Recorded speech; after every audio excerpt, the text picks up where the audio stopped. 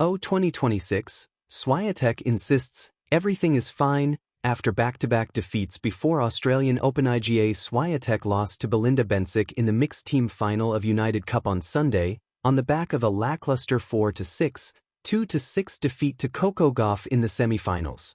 The Australian Open is the only Grand Slam title to evade IGA Swiatek, who has made the semi-finals twice but never gone further. Photo credit, AP. IGA Swiatek insists everything is fine, despite back-to-back losses in the lead-up to the Australian Open, with the world number 2 super sore, but confident of recovering for the season-opening Grand Slam. The Polish star crashed 6-3, 0-6, 3-6 to Switzerland's Belinda Bencic in the mixed teams United Cup final in Sydney on Sunday, which came on the back of a lackluster 4-6, 2-6 defeat to Coco Gauff in the semi-finals.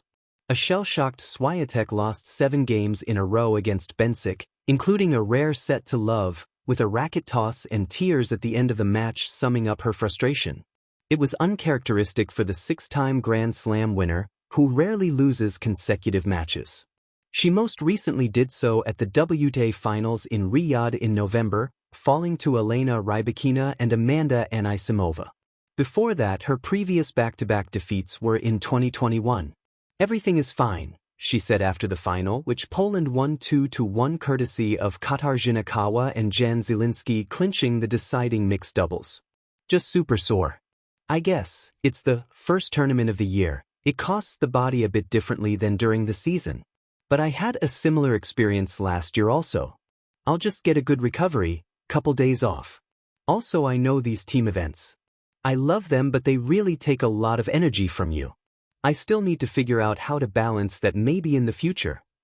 Swiatek, who picked up solid wins over Eva Liss, Susan Leymans and Maya Joint before meeting Gauff and Bencic, admitted she physically was not in the second set against the Swiss. I think it was a mix of me losing the intensity, and I wasn't feeling so sharp with movements and with my legs. I wasn't so precise anymore physically, I would say, she said.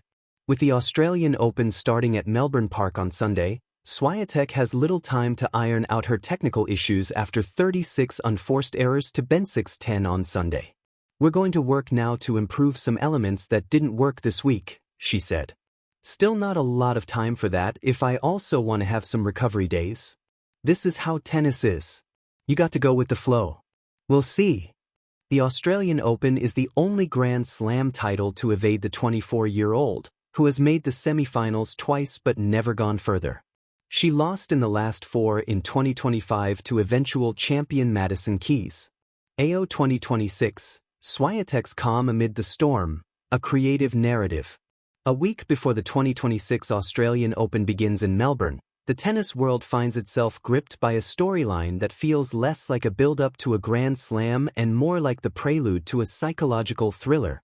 At the center of this drama is Iga Swiatek, the Polish powerhouse, world number 2, 6-time Grand Slam champion, and one of the most gifted athletes in the women's game. By every measure but one, Swiatek's career has been extraordinary.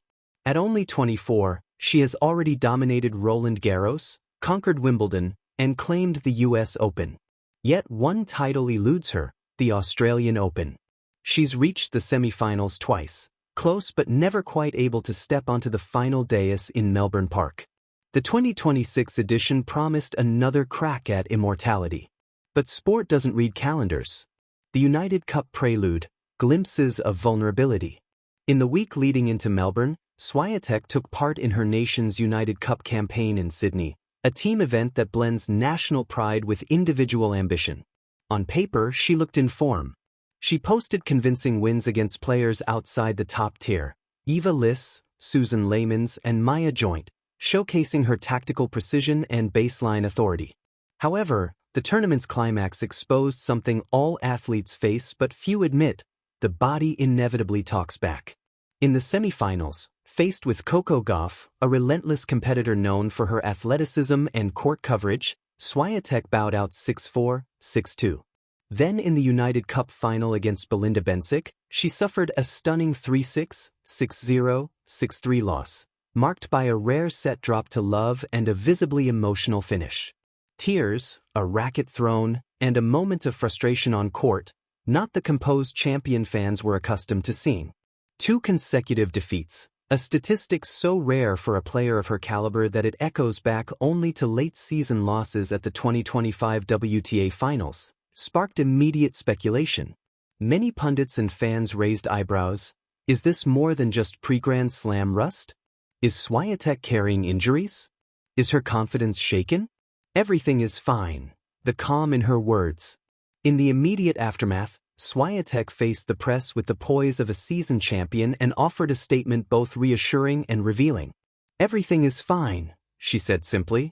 There was no dramatization, no mystery, just the humble, human truth of an elite athlete who knows her body and mind intimately. Her explanation was candid. Just super sore. First tournament of the year, it costs the body a bit differently than during the season. These team events, they really take a lot of energy. We'll work to improve some elements that didn't work this week, still not a lot of time if I also want to have some recovery days. This is how tennis is, you've got to go with the flow. There were no excuses, just perspective. Not denial, but acceptance. Understanding the grind, the physical toll of modern tennis. To some casual observers, super sore might sound like an understatement. But for those who follow the grueling nature of professional tennis, it's an admission that resonates deeply. Tennis is unique among sports because it offers almost no off-season. From January to November, players grind through 20-plus tournaments on 3 surfaces: hard court, clay, and grass, with travel that spans continents and time zones. To stay at the top, these athletes subject themselves to relentless physical stress, strategic recalibration, and psychological pressure that's rarely seen in other professional arenas. Swiatek's comment about team events is especially telling. For many players, representing their country is a joy, an emotional lift, but it also adds layers of intensity. Players sit on benches as their teammates battle, experiencing every point as if they were physically on court. That emotional load can rival the stress of playing a match itself. Swiatek's acknowledgement of this nuance speaks to her maturity as an athlete. She loves team competition, but she's learning how to balance it with her individual Grand Slam goals. A champion's mentality, confidence without hubris. Swiatek's statement, "Everything is fine," was striking not because it was vague or dismissive, but because it reflected a deeper truth. Elite performance is rarely linear. The world has seen geniuses falter, only to return stronger, not because they were unaffected, but because they understood that setbacks are part of mastery. Swiatek is one such student of sport. She didn't deflect questions about her defeats. She didn't deny how she felt. Instead, she contextualized,